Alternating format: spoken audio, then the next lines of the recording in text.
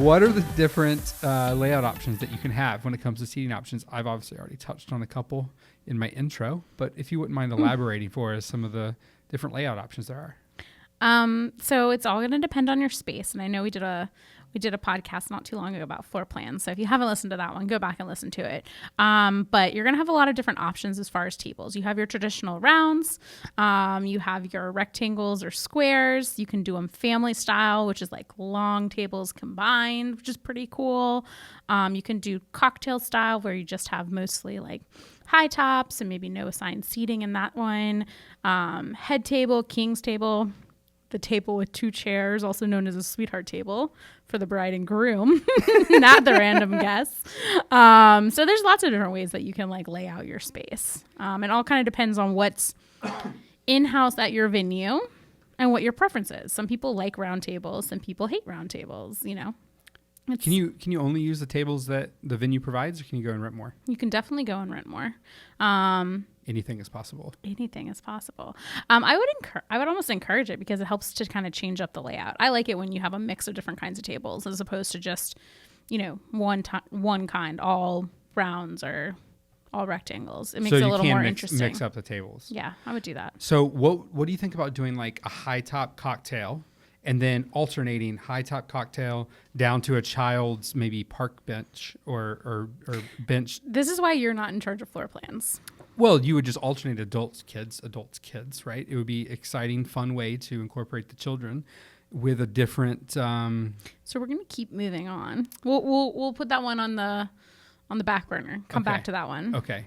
I'm all about alternating tables, but maybe not in the sense that dramatic.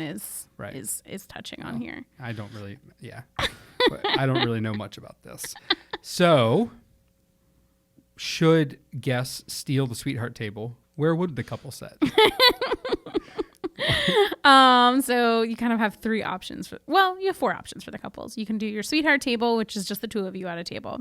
You can do your traditional head table, which is, you know, you two and your bridal party on one side of the table. You can do a king's table, which is bridal party, usually their dates, and the two of you on both sides of a rectangle table. Usually it's a couple of those combined. Or some couples don't want a special table and they might just want to sit with their guests. So maybe at like a table with their bridal party, like a round or a square, or with their family. Sometimes people choose to include parents at that head table. So there's a couple of options. Could they just be like, you know, go out to the loading dock and eat a burger? Man, maybe they would want to at that point. I mean, it sounds good to me.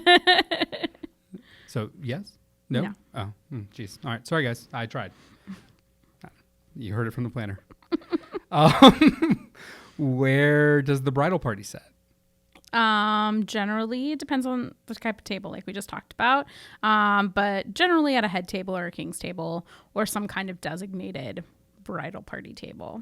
Okay. Usually near the couple. Exactly. Got it. And then the family, where do they sit? Usually they're at guest tables close to the bridal party and the couple. But sometimes they're at the head table. I would say less often, but sometimes they are. Okay. Like, especially if you have like a smaller, like if you have like an all family bridal party, then you'll probably want to include your parents up there too. Right. Okay. Perfect. And then